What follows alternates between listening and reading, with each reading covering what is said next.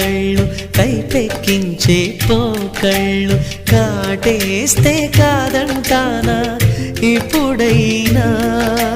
వయసేమైనా సొగసేమైనా మరపించే మనసేమైనా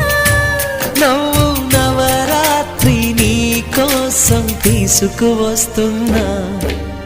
మైనా ఏమైనావే మన్మథ మాసం అయినా ఎంతైనా ఇది మెత్తని మోసం